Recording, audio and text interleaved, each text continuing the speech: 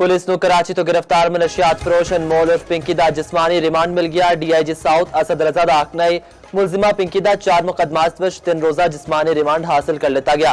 मुलजिमा ਨੂੰ judicial magistrate जनूबी दी अदालत ਵਿੱਚ पेश किया गया सी। गुज़श्ता रोज अदालत ਵਿੱਚ मुलजिमा ਦੇ जिस्मानी रिमांड ਦੀ दरख्वास्त ਕੀਤੀ ਸੀ। अदालत ने जिस्मानी रिमांड की दरख्वास्त मुस्तरद कर दी सी। अदालत के रूबरू अज दोबारा जिस्मानी रिमांड की इस्तदा की गई। ड्रग क्वीन पिंकी के खिलाफ कतल का मुकदमा भी सामने आ गया। अनमोल उर्फ पिंकी कराची विच कतल के मुकदमे विच नामजद निकली। मुलजिमा के खिलाफ शहरोस नामी शहरी की मदयत विच बगदादी थाने विच मुकदमा दर्ज है। 9 मई नूं FIR विच 7 मई नूं नशे की हलाकत का जिक्र है। पिंकी का नाम लाहौर विच दर्ज मनशियात के मुकदमे विच भी मिलिया है। मुलजिमा के भरा रियाज बलोच ने 2022 विच गिरफ्तारी के बाद भैन का नाम दस्सिया सी। पिंकी के भरा के खिलाफ थाना कोट लखपत विच मुकदमा दर्ज होया। मुलजिमा पिंकी फरार होने विच कामयाब हो गई सी।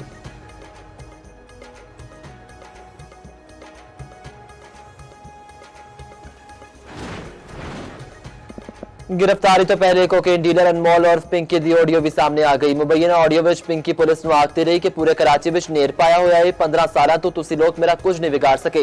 जिस दिन पिंकी की तरह सोचने लग जाओगे ब्रांड बन जाओगे। एक और ऑडियो विच पिंकी ने आख्या कि मेरी गिरफ्तारी के बाद भी काम इंज ही चलता रहेगा, काम एक मर्द संभालेगा।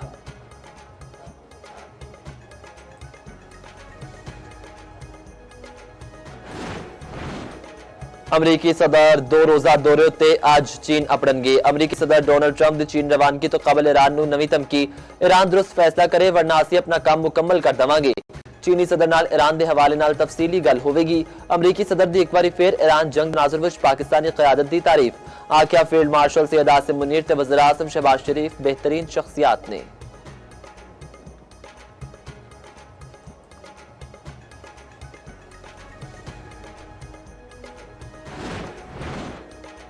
पाकिस्तान नूं IMF कोलों 1.3 अरब डॉलर मौसूल। स्टेट बैंक पाकिस्तान ने तस्दीक कर दी। एलामिये के मुताबिक पाकिस्तान नूं IMF तोसी प्रोग्राम के तहत तीजी किस्त मिली है। विफाकी वज़ीर खजाना मोहम्मद औरंगजेब नाल IMF मिशन की अहम मुलाकात। मुल्की मुआशी सूरत हाल, आइंदा विफाकी बजट ते मुआशी इस्लाहात उत्ते तबादला ख्याल। हुकूमत दा मईशत नूं मुस्तहकम ते पायदार तरक्की दी राह उत्ते गामजन करन दे अज़म दा यादा।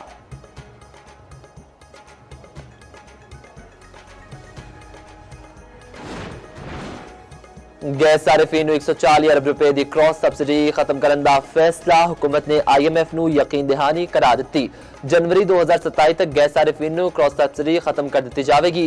गैस ते बिजली उत्ते रायता सिर्फ दे इस्तेमाल के बजाय आमदनी की बुनियाद उत्ते कर दित्तियां जाणगियां। इस मकसद लई बेनज़ीर इनकम सपोर्ट प्रोग्राम का डाटा इस्तेमाल किया जाएगा।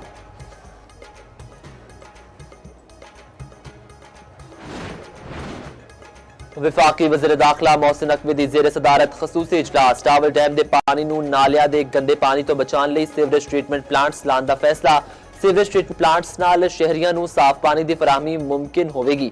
मोहसिन नकवी ने आख्या इस्लामाबाद तो कब्जा माफिया ते गैर कानूनी तामीरात का मुकम्मल खात्मा किया जाएगा।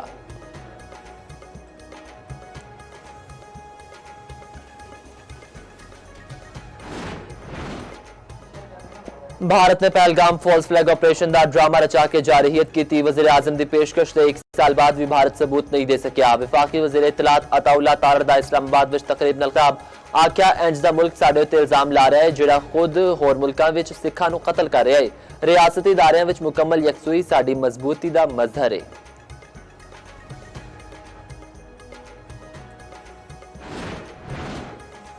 खुदकश हमलावर नूं रोक के कीमती जाना बचाने वाले लियाकत शहीद का कौमी सतह उत्ते एतराफ। वज़ीर आज़म की सिफारिश उत्ते सदर पाकिस्तान ने लियाकत शहीद लई सितारा शुजात की मंजूरी दे दी। शहीद दे अहले खाना अज सितारा शुजात वसूल करनगे।